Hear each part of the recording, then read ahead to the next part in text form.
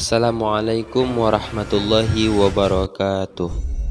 Sahabat, ikhwan wal akhwat fillah rahimakumullah. Peristiwa Ashabul Ukhdud adalah sebuah tragedi berdarah, pembantaian yang dilakukan oleh seorang raja yang kejam kepada jiwa-jiwa kaum muslimin. Ini merupakan kebiadaban dan tindakan tak berperi kemanusiaan. Namun akidah tetaplah harus dipertahankan, karena dengannya lah kebahagiaan yang abadi akan diperoleh. Allah mengisahkan kejadian tragis ini dalam Al-Quran dengan firman-Nya, binasa dan terlaknatlah orang-orang yang membuat parit yang berapi menyala-nyala dengan kayu bakar ketika mereka duduk di sekitarnya, sedangkan mereka menyaksikan apa yang mereka perbuat terhadap orang-orang yang beriman. Quran Surah Al-Buruj ayat 4 sampai ayat 7. Para ahlul ilmi sedikit berselisih dalam menafsirkan siapakah Ashabul Ukhdud ini. Sebagian di antara mereka mengatakan bahwa mereka adalah suatu kaum yang termasuk orang-orang ahli kitab, dan sisanya adalah orang-orang Majusi. Ibnu Abbas dalam riwayatnya mengatakan mereka adalah sekelompok manusia dari Bani Israel.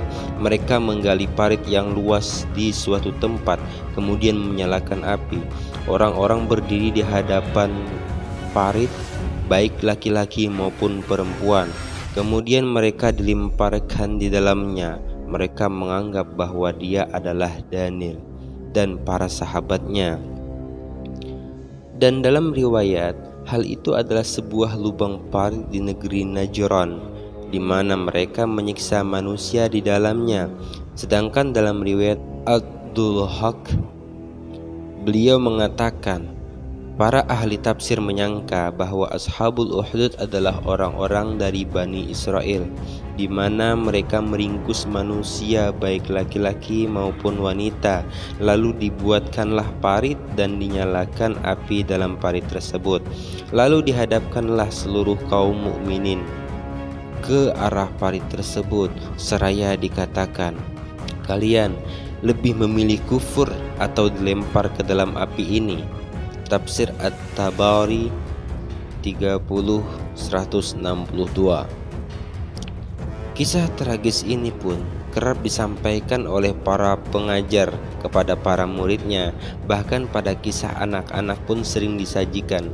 Kisah tersebut ialah sebagai berikut.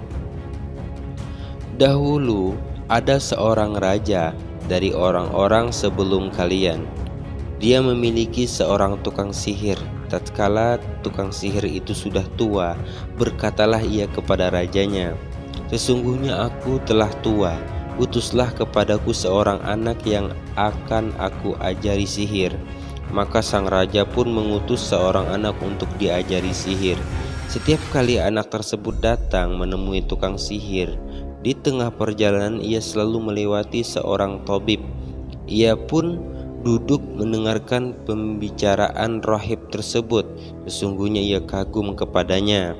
Maka setiap kali ia datang ke tukang sihir, ia selalu duduk dan mendengarkan pituah rahib itu. Kemudian baru ia datang ke tukang sihir, sehingga tukang sihir itu memukulnya karena ia datang terlambat. Ia mengadukan hal itu kepada rahib tadi. Sang rahib pun berpesan, kalau engkau takut kepada tukang sihir, katakanlah bahwa keluargamu telah menghalangimu sehingga engkau terlambat. Dan bila engkau takut kepada keluargamu, katakan juga bahwa tukang sihir itu telah mencegahmu. Maka tatkala berlangsung demikian, tiba-tiba ada seekor binatang buas mengonggok di tengah jalan sehingga menghalangi lalu lalang manusia. Menghadapi peristiwa ini, maka ia pun bergumam, pada hari ini aku akan buktikan apakah tukang sihir itu lebih utama daripada rahib ataukah sebaliknya. Ia pun mengambil sebuah batu kemudian mengatakan, ya Allah, apabila perkara rahib lebih engkau sukai daripada tukang sihir, maka bunuhlah binatang buas itu. Kemudian ia lempar batu tersebut sehingga matilah binatang tersebut. Manusia pun bisa lewat dengan tenang kembali. Sesudah itu datanglah ia kepada rahib dan menggambarkan kejadian yang baru saja ia alami.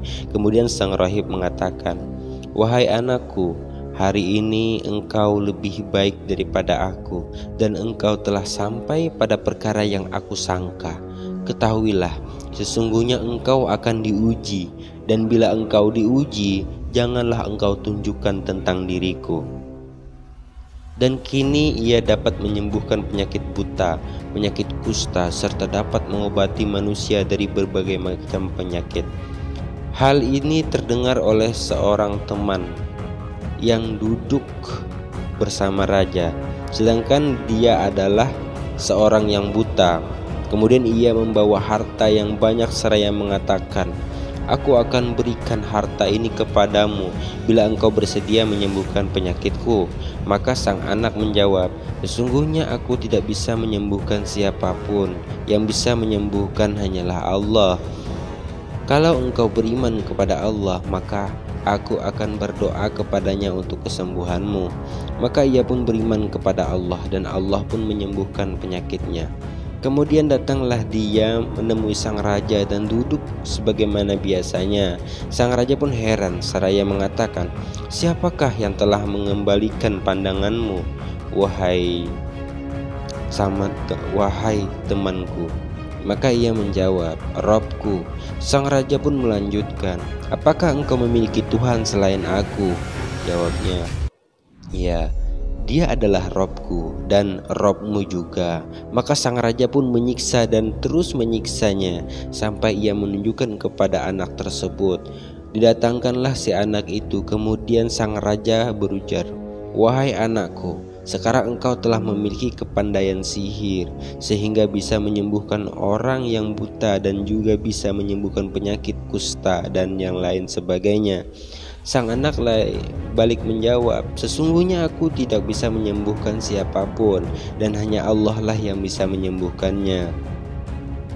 Akhirnya sang raja pun menyiksanya dan terus menyiksanya sampai ia menunjukkan kepada rahib. Maka didatangkanlah si rahib tersebut. Kemudian dikatakan kepadanya, "Berhentilah dari agamamu." Ia pun enggan.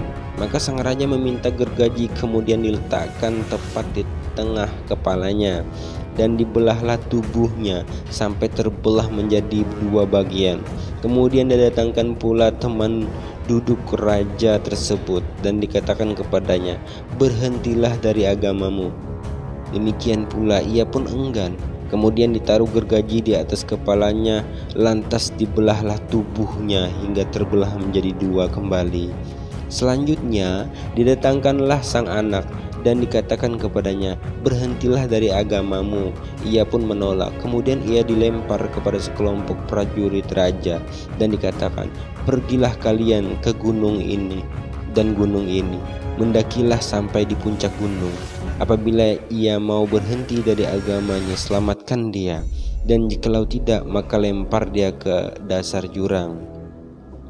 Maka mereka pun pergi, kemudian naik, dan tatkala berada di atas gunung, sang anak pun berdoa, "Ya Allah, jagalah diriku dari tipu daya mereka sekehendak-Mu." Tiba-tiba bergetarlah gunung tersebut dan semua prajurit jatuh berguguran ke dalam jurang. Kemudian kembalilah sang anak menemui sang raja. Ia heran dan mengatakan, "Apa yang terjadi kepada para sahabatmu?" Sang anak menjawab, "Sesungguhnya Allah telah menjagaku dan kepribadianku daripada mekarnya mereka." Maka kembali sang raja melemparkan ke sekelompok prajuritnya yang lain. Kala ini perintah raja, "Pergilah kalian dan bawalah anak ini ke sebuah perahu. Apabila kalian telah di tengah laut, maka apabila ia mau berhenti dari agamanya, selamatkanlah ia. Kalau ia tetap enggan, lemparkanlah ia ke tengah lautan."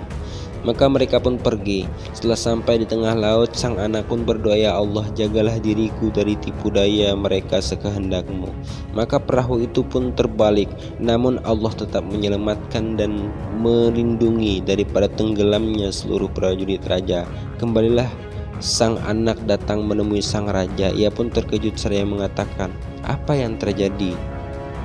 Sang anak pun menjawab, "Allah telah menjagaku daripada makar tersebut."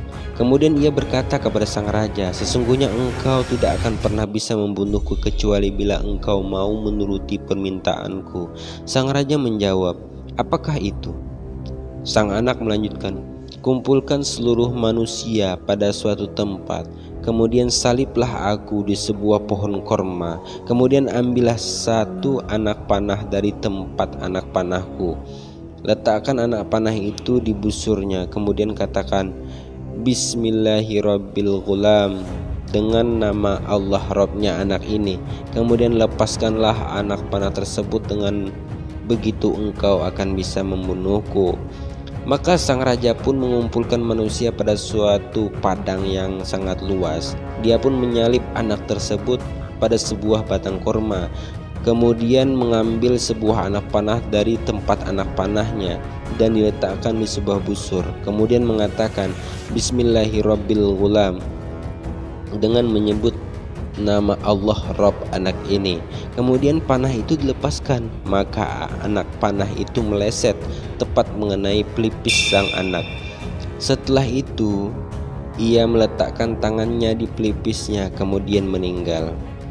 Maka manusia seluruhnya mengucapkan, "Amanna bi Rabbil Ghulam." Kami beriman kepada Allah Rabbnya anak ini. Maka dikatakan kepada sang raja, "Wahai sang raja, tahukah engkau perkara yang selama ini kau khawatirkan telah terjadi? Sesungguhnya manusia seluruhnya telah beriman." Maka sang raja memerintahkan untuk membuat sebuah parit di dekat pintu jalan dan membuat lubang yang panjang. Lalu dinyalakan api, kemudian ia berorasi, "Barang siapa yang tidak mau kembali dari agamanya, maka lemparkanlah ke dalam parit tersebut," atau sehingga dikatakan lemparlah. Maka mereka pun melemparkan seluruhnya, sampai datang seorang wanita bersama bayinya.